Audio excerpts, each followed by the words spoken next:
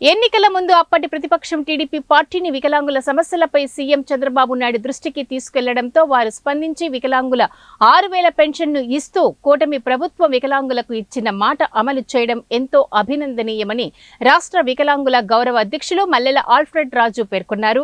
Film chamber విజయవాడలో ఆత్మీయ అభినందన సభ ఏర్పాటు చేసి మల్లెల ఆల్ఫ్రెడ్ రాజుకు రాష్ట్ర గ్రంథాలయాల చైర్మన్ కోటేశ్వరరావు, రాష్ట్ర అందుల ఉద్యోగస్తుల చైర్మన్ రవీంద్రబాబు, జిల్లా అధ్యక్షులు వీరేష్, జిల్లా ట్రెజరర్ బి గిరిబాబు, జిల్లా ఈసీ మెంబర్ లక్ష్మిలు శాలువా కప్పి పూలమాలతో ఘనంగా సన్మానించారు.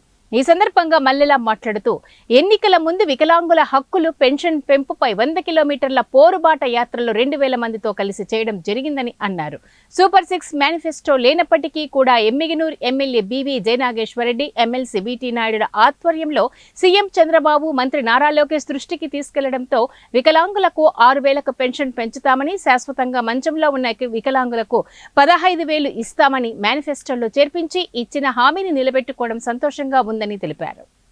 వికలాంగుల కోసమని పోరాడిన వ్యక్తి ఈరోజు ఒక్కొక్కరు 6,000 పెన్షన్ తీసుకుంటారంటే దానికి వెనకల కోటేశ్వర అన్న గారి గురించి చాలా గొప్పగా చెప్పుకోవాలి. అన్న చాలా ప్రాంతాల్లో తిరుగుతూ ముఖ్యంగా మా కర్నూలు ప్రాంతంకి వచ్చి అక్కడ వికలాంగుల కోసం ఎన్నో కార్యక్రమాలు చేసిన దానికన్నా అన్న పాల్గొనడం జరిగింది. అలాంటి అన్నకు ఈరోజు మేము అభినందించడమే కాకుండా ఆయన సన్మానం చేసుకోవడానికి మాకు మేమే సన్మానం పొందేలాగా ఉన్నది. దాంతోపాటు సోదరులు రవీంద్రబాబు గారి గురించి చాలా సంతోషం నాకు.